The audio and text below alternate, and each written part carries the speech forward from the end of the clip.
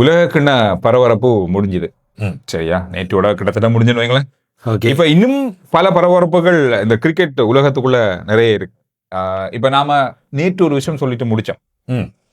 இலங்கை அணிக்குள்ள இருக்கிற மாற்றங்கள், இலங்கை அணியில சில சிக்கல்கள் இருக்கு, இலங்கை அணியில பெரிய ஒரு மாற்றம் வரப்போகுது அப்படின்னு பேசப்படுது. ஏற்கனவே பாகிஸ்தான் போற அணி தொடர்பாக இன்னும் தெரிவுக்குழு என்ன முடிவு எடுத்திருக்காங்க, யாரெல்லாம் கொண்டு போறாங்கன்றது பெரிய ஒரு அதெல்லாம் எடுத்துட்டாங்க, சொல்லல ஆபீஷியலா வெளியால அந்த மாதிரி இருக்கு. ஏ அணி இலங்கையினுடைய ஏ டீமுக்கு சில மாற்றங்களை கொண்டு வந்திருக்காங்க. இந்த மாதிரி பல விஷயங்கள் இருக்கு. என்னதான் நடக்க போகுது இலங்கை அணிக்குள்ள? இலங்கை அணியில வெளியாகியிருக்கிற தகவல்கள் ஒரு சில ஊடகங்கள் யூகங்கள் அடிப்படையில் செய்திகளை வெளியிட்டிருக்கின்றன. இதில் ஊகங்கள் தான். ஊகங்கள் இப்ப உத்தியோகபூர்வமாக அறிவிக்காதவரையும் சேர்ந்து எப்படியுமே பாகிஸ்தான் டீம் பாகிஸ்தானுக்கு ஃபிளைட் ஏறிக்க அப்படி இல்லாட்டி அந்த சென்ட் ஆஃப் ஃபங்க்ஷன் சொல்லி ஒன்று வைப்பாங்க, போய் கூட வீரர்கள்லாம் சந்திச்சு போவாங்களே அன்றைக்கு. அதுக்கு முதல்ல கொஞ்ச நேரத்துக்கு முதல்ல சில வேளைகள்ல இலங்கை அணி அறிவிக்கப்படும், ஏதோ ஒரு இடத்துல அறிவிக்கப்படும். அது வரையில் இது ஊகங்கள் தானே, உத்தியோகபூர்வமாக அறிவிக்கப்பட்டால் தான் அது உத்தியோகபூர்வம். அப்ப அப்படி இருக்கின்ற வேளையில் துனித் வெல்லாலகே ஒரு நாள் சர்வீஸ் போட்டி மற்றும் T20 அணிகளில் இருந்து நீக்கப்பட்டிருக்கின்றார், நீக்கப்பட்டிருக்கிறார் என்றது வெளியே வந்திருக்கின்ற தகவல்.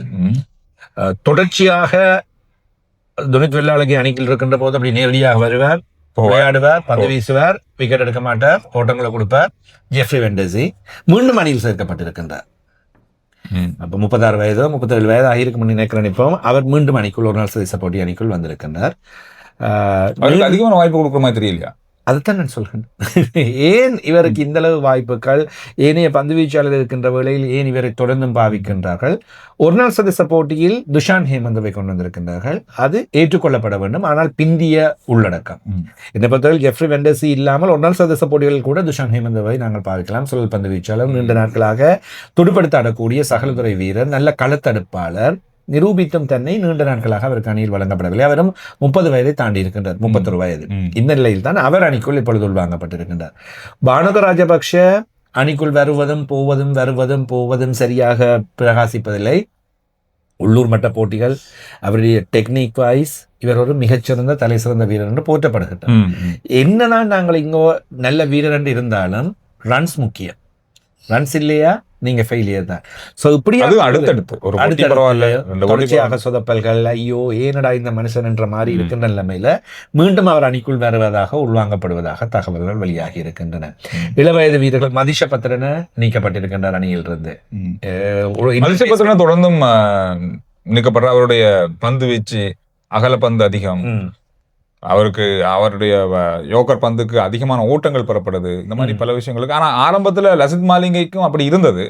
ஆனா அதுக்கு பிறகு அவருடைய அந்த பந்து வீச்சை மாத்தி கொண்டது, அவருடைய பந்து வீச்சு என்றாலும் பயமை ஏற்படுத்தியது. சில இடங்கள்ல அவர் எடுத்த விக்கெட்டுகள் துடுப்பாளர்களை நடுங்க வைத்தது. அந்த மாதிரி மதிச பத்திரனா அந்த அளவுக்கு பெரிய அளவா அந்த பயத்தை காட்டலை அப்படின்றது ஒரு பெரிய ஒரு இன்னும் ஏன் அப்படின்ற அளவில் இருக்கு. அவருடைய பந்து வீச்சு வேகம் இருக்கு, அவருடைய ஸ்டைல் இருக்கு. இலங்கை அணி பந்து வீச்சாளர்கள் இந்த மாதிரி பந்து வீசுவாங்கன்ற ஒரு ஸ்டைல் இருக்கு. ரசித் மாலிங்க, முரளியா இருக்கட்டும், ஒரு வித்தியாசமான ஸ்டைல் இருக்கு. அந்த ஸ்டைல் இவர்கிட்ட இருக்கு. ஆனா அதை சரியா இவர் பயன்படுத்தலையோ அப்படின்ற ஒரு பெரிய குற்றச்சாட்டு இருக்கு. இஷான் மாலிங்கவை அவர் கொண்டு பந்து வீசக்கூடிய இன்னொரு எடுக்கின்றார். இதுதான் சதுரம். இங்கே எனக்கு என்ன இருக்கின்ற பிரச்சனை என்றால், இளவயது வீரர்கள் வந்துவிட்டதும் வயது இருக்கின்றது என்று காத்துக் கொண்டிருக்கின்றார்கள். நான் ஆரம்பத்திலிருந்தே சொல்லி வருகின்றேன், துனித் வெல்லாலகே 19 வயதிலிருந்தே தொடர்ச்சியாக விளையாட வைத்திருக்க வேண்டும். அவருடைய பந்து வீச்சு ஒரு பக்கம், பந்து வீச்சு இல்லாவிட்டாலும் கூட துடுப்பாட்டத்துக்காக பாருங்கள். நல்ல உதாரணம் அக்ஷர் பட்டேல் இந்தியாவில். இப்பொழுது பாருங்கள், முழு நேரம் மத்திய தர வரிசை துடுப்பாட்டு வீரராக விளையாடி கொண்டிருக்கிறார். நான் கடந்த போட்டியிலும் சொல்லியிருந்தேன், அக்ஷர் பட்டேல் ஒரு பந்து வீச்சாளர் தானே, ஏன் அவரை பாவிக்க வேண்டும்? இந்தியா அவரை துடுப்பாட்ட வீரர். எனவே வெல்லாலகையை ஒரு துடுப்பாட்டு வீரராக நல்ல முறையில் பாவிக்க முடியும். எனவே இப்பொழுது துனித் வெல்லாலகே அணியால் நீக்கப்பட்டிருக்கின்றார் என்ற செய்திகள் வந்ததன் பின்னர் இன்னும் ஒரு தகவல் வந்தது. இலங்கை ஏ அணிக்கு தலைமை தாங்க போகின்றார் என்ற தகவல். கட்டாரில் எமர்ஜிங் டீம் என்று சொல்லப்படுகின்ற இலங்கை அணிக்கு அடுத்த கட்ட அணியான ஏ அணிகள் மோதுகின்ற, ஆசியாவின் ஏ அணிகள் மோதுகின்ற தொடர் ஒன்று நடைபெறப் போகின்றது கட்டாரில். எனவே அந்த அணிக்கு இவர் தலைமை தாங்க போகின்றார். எனவே தலைமைத்துவத்தை வளர்க்கப் போகின்றார்களாம். தலைமைத்துவத்தை ஏ அணியில் வாய்ப்பை வழங்கி வளர்க்கப் போகின்றார்களாம். அங்கே வளர்ந்து விட்டு அங்க வளர்த்து அப்படியே துனித் வெள்ளாளகையே நான் நினைக்கிறேன் 26-27 வயதுல நேரடியாக அணித்தலைவராக கொண்டு வந்து விடுவாங்களோ, அதுதான் இதுல முடிவோ அப்படின்ற மாதிரி இருக்கின்றது. இருக்கு ஃபோம் இல்லாமல் கஷ்டப்பட்டு கொண்டிருக்கின்ற அல்லது தடுமாறி கொண்டிருக்கின்ற வீரர்களை அடுத்த அணிக்கு அனுப்பி போங்கோ, அங்க விளையாடுங்கோ, ஃபோம் ஆகிட்டு வாங்கன்னு சொல்வது. நீங்க சரியான வாய்ப்பையே கொடுக்கவில்லை. கொடுத்த 2 வாய்ப்புகளில் ஒரு போட்டியில் நல்ல முறையில் பந்து வீசியிருந்தார். இறுதி நேரத்தில் பந்து வீச்சு வழங்கக்கூடாத நேரத்தில் பந்து வீச்சாளருக்கு வழங்கிய தாக்கப்பட்டார். அது அணியினுடைய பொறுப்பு. எனவே அதை செய்தீர்கள். அடுத்த போட்டியில் அவர் சரியான ஓய்வில்லாமல் தாப்பரின் மரண வீட்டுக்கு வந்து உடனடியாக அழைத்து போட்டியை வழங்கி அன்றைய தினம் அவரால் பிரகாசிக்க முடியாமல் போனது. இத்தோடு அவருடைய கதையை முடித்து வைத்தீர்கள். இதற்கு முதலில் விளையாடிய தொடர்கள் இதிலும் நீங்கள் அவருக்கு வாய்ப்பு வழங்கவில்லை. இலங்கையில் நடைபெற்ற பங்களாதேஷ் தொடர், ஜிம்பாபேயில் நடைபெற்ற ஜிம்பாபேயுடனான தொடர், எதிலுமே அவருக்கான வாய்ப்பை கொடுத்து நீங்கள் ஆசிய கண்ணத்துக்கு தயார்படுத்தவில்லை. நேரடியாக கொண்டே ஆசிய கண்ணத்தில் இறக்குகின்றீர்கள். இல்ல, ஆசிய கண்ணத்துக்கு இறக்க போகின்றீர்களாக இருந்தால் ஜிம்பாபே தொடரில் அவருக்கான வாய்ப்பை வழங்கி கொடுத்து, ஆனால் துஷான் ஹேமந்தவை நேரடியாக கொண்டு வந்து இவர் ஏற்கனவே இருக்கின்ற வேளையில் அவரை விளையாட வைக்கின்றீர்கள், வனிது ஹசரங்கமும் இல்லாத நிலையில். எனவே இப்படி தொடர்ச்சியான சிக்கல்கள், விமர்சிக்கப்படக்கூடிய தெரிவுக்குழுவினால் மேற்கொள்ளப்பட்டு கொண்டிருக்கின்றன. இதுதான் புதிய தெரிவுக்குழு நோக்கி ஸ்ரீலங்கா கிரிக்கெட் செல்வதற்கான காரணம் என பேசப்படுகின்றது. என்னதான் தெரிவுக்குழுவை மாற்றினாலும் அண்ணன் வந்து கொஞ்சம் சிக்கலா இருக்கிற மாதிரி தானே தெரியுது. என்ன விஷயம் கசிந்திருக்கிற விஷயம் என்று சொன்னா, தெரிவுக்குழு என்பது சுயாதீனமாக செயல்பட வேண்டும். தெரிவுக்குழு அணியை தெரிவு செய்து கொடுக்க வேண்டும். ஏனையவர்கள் அதன் பின்னர் அந்த அணியை வைத்துக் கொண்டு போட்டிகளை வழிநடத்தி செல்ல வேண்டும். அவர்களுக்கான பயிற்சிகளை வழங்க வேண்டும். அவர்களிலிருந்து 11 பேரை விளையாட வைக்க வேண்டும். ஆனால் தெரிவுக்குழு முழுமையாக சுதந்திரமாக இந்த அணியை தெரிவு செய்யவில்லை. இங்கே தலைமை பொறுப்பாளர் தான் தெரிவு செய்யறாரு. அப்ப அப்படியும் இருக்கலாம். ஜெயசூரிய தெரிவு செய்யறாருன்னு தான் பெரிய குற்றச்சாட்டு. அவர் சொல்ற வீரர்களை தான் தெரிவுக்குழு அங்கீகரிக்கின்றது அல்லது அவருடைய விருப்பத்துக்கு ஏற்றால் போல் தெரிவு செய்யப்பட்டிருக்கின்றது. எனவே அவ்வாறு இருக்க முடியாது என்ற குற்றச்சாட்டுகளின் அடிப்படையில் தான் தெரிவுக்குழு மாற்றப்படுவதற்கான வாய்ப்புகள் அல்லது மாற்றப்படுவதற்கான சூழ்நிலைகள் உருவாகி கொண்டிருப்பதாக சொல்லப்படுகிறது. ஏற்கனவே நாங்கள் சொல்லியிருக்கின்றோம், ஸ்ரீலங்கா கிரிக்கெட் தன்னுடைய அங்கத்தவர்களிடமிருந்து, மெம்பர் கிளப்ஸ் அண்ட் மெம்பர் டிஸ்ட்ரிக்ட்ஸிடமிருந்து பரிந்துரைகளை கேட்டிருக்கின்றன. 5ஆம் தேதி வரையில் அதற்கான காலம் இருக்கின்றது. 2 தினங்கள், இன்னும் ஒரு தினம், நாளைய தினத்தோடு அதற்கான இறுதி தினம் நிறைவுக்கு வருகின்றது.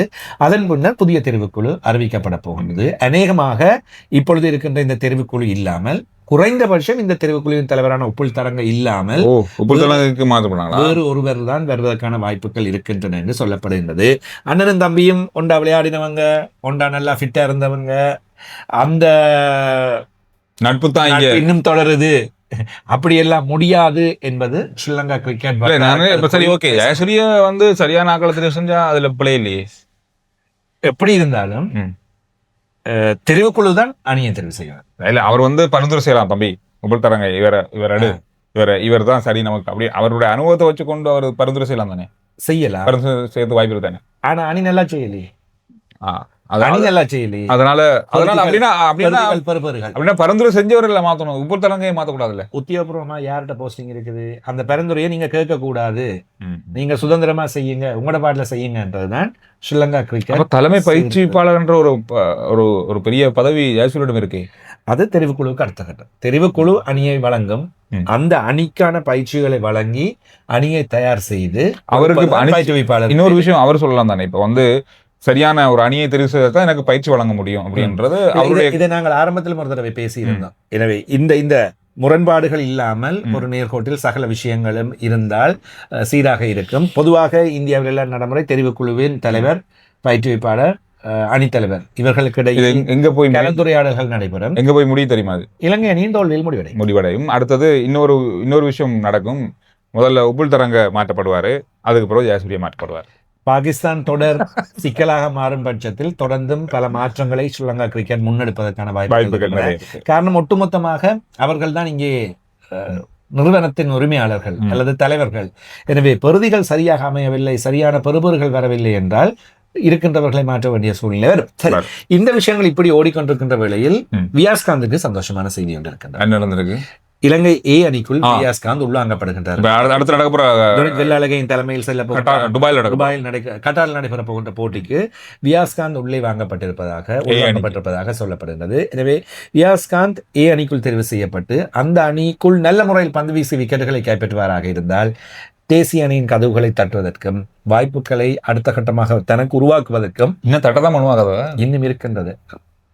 ஏற்கனவே கணித ஹசரங்க மஹிஷ் தீக்ஷன் ஆகியோர் சுழற்பந்து வீச்சாளராக தரப்படுத்த நிரந்தர இடங்களை பிடித்திருக்கின்றார்கள். எனவே இப்பொழுது ஜெஃப்ரி வெண்டர்சி, துனித் வெள்ளாளகே, துஷான் ஹேமந்த் போன்றவர்கள் அடுத்த கட்டத்தில் போட்டி போட்டுக் கொண்டிருக்கின்றார்கள். எனவே இவர்களுக்குள் வந்து தன்னையும் சேர்த்துக் கொள்வதற்கு வியாஸ்காந்துக்கு இது மிகப்பெரிய நல்ல ஒரு விடயமாக இருக்கின்றது. அண்மை கால போட்டிகள் ஒரு சிறிய உபாதையின் பின்னர் மீண்டும் அவர் வந்ததன் பின்னர் உள்ளூர் போட்டிகள், மெர்கன்டைல் கிரிக்கெட் போட்டிகளில் மிக சிறப்பான முறையில் வியாஸ்காந்த் பந்து வீசிக் கொண்டிருக்கின்றார். எனவே இவற்றை பார்வையிட்டு குறிவைத்திருக்கின்றார்கள் என்றால் தெரிவிக்குழுவினர், அதன் காரணமாக அவருக்கு அந்த வாய்ப்பு கிடைக்கின்றது. எனவே இந்த எப்பொழுதெல்லாம் வாய்ப்பு கிடைக்கின்றதோ அப்பொழுதெல்லாம் செய்து காட்டினால் நிச்சயம் வாய்ப்புகள் இருக்கும். ரைட். இந்த விஷயங்கள் இலங்கை அணிக்குள்ள அடுத்து இருக்க போகிற விஷயங்கள், இப்போ இருக்கிற விஷயங்களை பற்றி பேசியிருக்கோம். நாங்கள் வந்து பார்க்கலாம், இலங்கை அணியில் ஒரு மாற்றம் வரப்போகுது அப்படின்றது மட்டும் ஒரு புகை கிளம்பி இருக்கு. இந்த புகையா கிளம்புன்னு சொல்லுவாங்க, அந்த மாதிரி ஒரு விஷயம் நடக்க போகுது. நீங்க என்ன நினைக்கிறீங்க? இலங்கையினுடைய மாற்றம், ஜாசூரிய, உப்புல் தரங்க இவங்களுடைய தெரிவுக்குழு அல்லது இவங்களுடைய இந்த பங்களிப்புல இருக்கிற இலங்கை அணி பற்றி என்ன நினைக்கிறீங்க? ஏதாவது மாற்றங்கள் கொண்டு வரணும் என்றும் நீங்கள் நினைக்கிறீங்களான்றதையும் கருத்துக்கண்ட சொல்லுங்க.